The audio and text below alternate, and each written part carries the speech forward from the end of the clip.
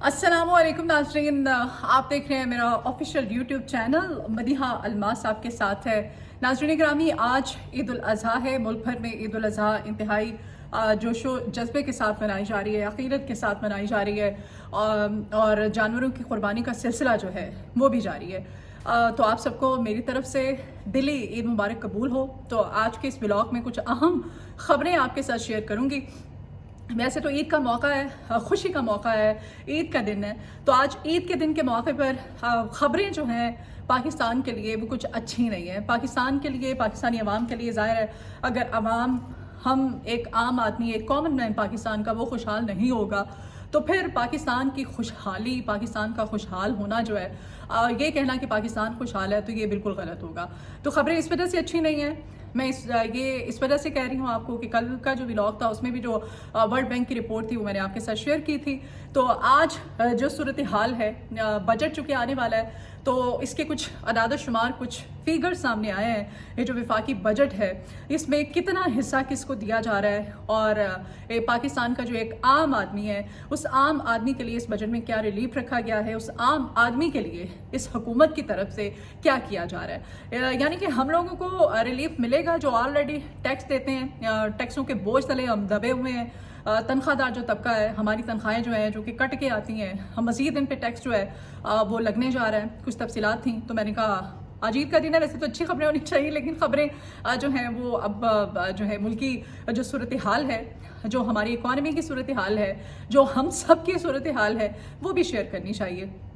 तो जी वफाकी बजट जो है उसमें टैक्सों की भरमार में जमात इस्लामी की जानिब से ये वार्न किया गया है। अमीर जमात इस्लामी ने कहा था, वो कहते हैं कि जो 1,25,000 से ज़्यादा, 30,000 से ज़्यादा जिनकी तनख्वाह है, 1,30,000 से कम जिनकी इनकम है, जिनकी तनख्वाह है माहाना, उन पे टैक्स इस हुकूमत की जानिब से ना लगाया जाए। तो 1,25,000 वो जो कल वर्ल्ड बैंक की जो अदाद शुमार सामने आया उसके अकॉर्डिंग तो इम्पॉसिबल वाली बात है कि अगर पाकिस्तान की 25-26 करोड़ आबादी है तो उसमें से 11 करोड़ से ज़ायद लोग जो हैं वो तो ख़त गुर्बत से नीचे ज़िंदगी गुजार रहे हैं। तो हाउ इट इज़ पॉसिबल। तो अगर आप कहते हैं, तो आपने भी अगर बात की तो वो 1 लाख प्लस कमाने वाले जो हैं उनके लिए कि उनको टैक्स से छूट दी जानी चाहिए। बहरहाल अब टैक्स जो बजट आने वाला है इसमें अवाम का भुरकस निकाला जाएगा, तो आप तैयारियां पकड़ करके रखें। तो कुछ तफसीलात हैं वो आपके साथ शेयर करूंगी। ये जो वफाकी बजट है, इस वफाकी बजट में का मजमूई हुजम जो है ये 17,500 अरब रुपए रखा गया है और साथ ही साथ अखराजात का हुजम जो है वो 18,870 अरब रुपए रखा गया है। ठीक है, इसमें अगर हम टैक्स आमदन की बात करें, टैक्सेस की बात करें, तो टैक्स आमदन जो है 14,142 अरब रुपए रखी गई है। बिजली और दीगर शोबों को सब्सिडी की जो रकम है वो 1400 अरब रुपए के लगभग है। साथ ही साथ नाज़रीन ग्रामी, इसमें सोलर पैनल पर जो सेल्स टैक्स है आयद करने की तजवीज़ वो मुस्तरद कर दी गई है कि भाई सोलर पैनल्स पर टैक्स जो है वो नहीं लगाया जाएगा। सोलर पैनल पर सेल्स टैक्स आयद करने की तजवीज़ मुस्तरद है। गाड़ियों पर सेल्स टैक्स की शरह 12.5% से बढ़ाकर 18% करने की तजवीज़ दे दी गई है। यानी कि अब ये पहले 5% थी अगर इसकी शरह टैक्स की, तो अब ये 18% हो गई है। गाड़ियाँ जो है मज़ीद महंगी होने जा रही हैं। फिर जी फ्री लांसर्स जो हैं इनकी बैरून मुल्क आमदन को टैक्स नेट में लाया जाएगा। अब ये एक नया शोशा छोड़ा गया इस हुकूमत की जानिब से, यानी कि ज़िंदगी जो है वो इन्होंने अजीरन करनी है एक आम आदमी की। अगर कोई कमा रहा है बाइज़्ज़त रोज़गार तो उसको भी आपने बाइज़्ज़त रोज़गार, हम जिस मुल्क में रहते हैं बड़े अफसोस के साथ कहना पड़ता है और कहूँगी भी मैं, हमारा ताल्लुक़ जिस मुल्क से है, हम यहाँ पर हमारी ज़िंदगी इस तरह की बना दी गई है कि इस मुल्क के अंदर रहते हुए आपके लिए मेरे ख्याल से हलाल कमाना बहुत ज़्यादा मुश्किल हो गया है। जबकि अगर हराम कमाने की बात करें, यानी कि इलीगल तरीक़ों से आप कमाने की बात करें तो वो आपके लिए बहुत आसान है, बड़ी आसानी से आप कमा सकते हैं।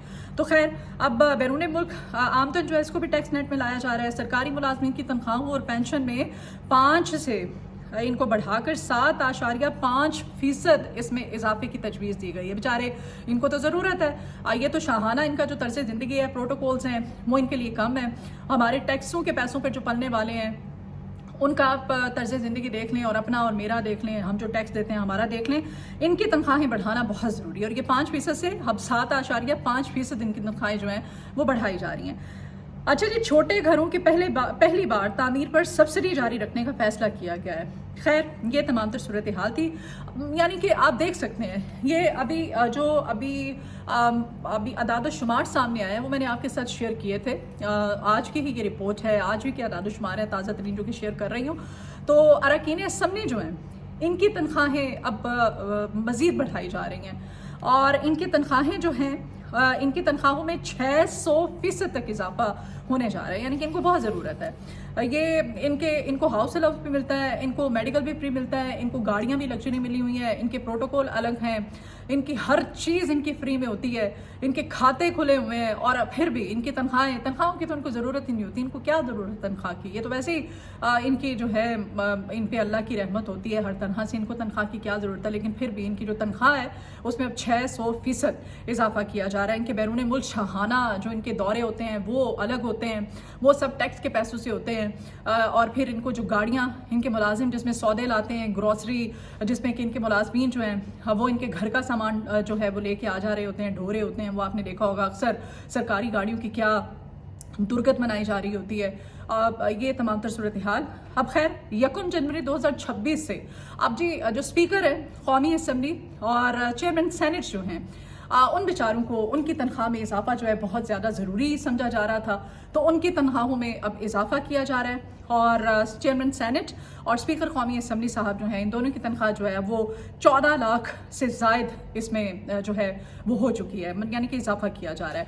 फिर ये कहीं लिखा हुआ मैंने पढ़ा था, आपने भी पढ़ा होगा, वो कहते हैं कि हमारे जो हुक्मरान हैं इनके असासे जो हैं वो पाकिस्तान से बाहर होते हैं, इनके बच्चे जो हैं पाकिस्तान से बाहर बैरून ममालिक में आला तालीम हासिल करते हैं, और ये हुकूमत जो है ये पाकिस्तान में करते हैं, और शाहाना दौरे भी ये बाहर करते हैं, और इनकी कब्रें जो होती हैं वो पाकिस्तान में बनती हैं। इनके पाकिस्तान जो है इसको खुदा न खास्ता ये अमीरों का एक कब्रिस्तान इसको हुक्मरानों का कहा गया था। तो मैंने पढ़ा था, तो इस पर आप भी 100% इत्तेफाक करेंगे, और होता भी ऐसा ही है। बहरहाल कुछ तहरीक इंसाफ के हवाले से भी आपको बता दूं कि तहरीक इंसाफ में जी खान साहब ने अब जो फैसला किया है उस फैसले के अकॉर्डिंग इसमें उमर अयूब साहब हैं, सलमान अकरम राजा साहब हैं जी, उनकी तहरीक इंसाफ से उनको ज़रा साइड लाइन किया गया है कि आप लोग साइड लाइन हो जाए।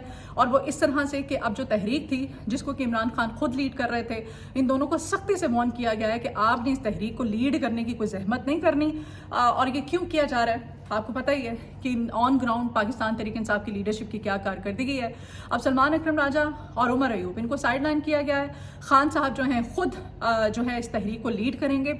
इस तहरीक को लीड करने के साथ साथ खान साहब ने इन दोनों को कहा है और सख्ती से कहा है कि आपने सिर्फ रिपोर्ट करना है कि तहरीक के हवाले से हो क्या रहा है, बाहर क्या हो रहा है, कारकुनान की तरफ से क्या रद्द अमल सामने आ रहा है, और पार्टी जो है लीडरशिप की तरफ से क्या ऑन ग्राउंड किया जा रहा है। तो ये सूरत हाल थी। जबकि राना सनाउल्लाह साहब कहते हैं जी, वो कहते हैं कि तहरीक इंसाफ जो मर्जी तहरीक चला ले, इनको कोई फ़ायदा नहीं हासिल होगा, ये नाकाम हो चुके हैं, तहरीक चलाने की पोजीशन में पाकिस्तान तहरीक इंसाफ इस वक्त नहीं है, यानी कि इनको तहरीक नहीं चलानी चाहिए। राना सनाउल्लाह साहब कहते हैं कि अपोजिशन अपना शौक पूरा कर ले, इसका नतीजा सिफर निकलेगा।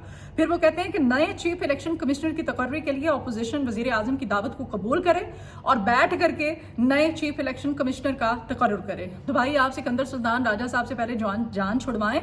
एक सिकंदर सुल्तान राजा जाएगा तो कोई दूसरा आप ले आएंगे, तो इसमें अपोजिशन आपके साथ बैठ के करेगी क्या? क्योंकि फैसले तो कहीं और से होने हैं और आपकी मंशा के मुताबिक होने हैं। तो फिर इसमें अपोजिशन साथ बैठे ना बैठे, उनकी राय आपको मिले ना मिले, फैसला वो है जो कि हो चुका है और ऊपर से होना है। तो ये थी कुछ अहम सूरत हाल, अहम डेवलपमेंट।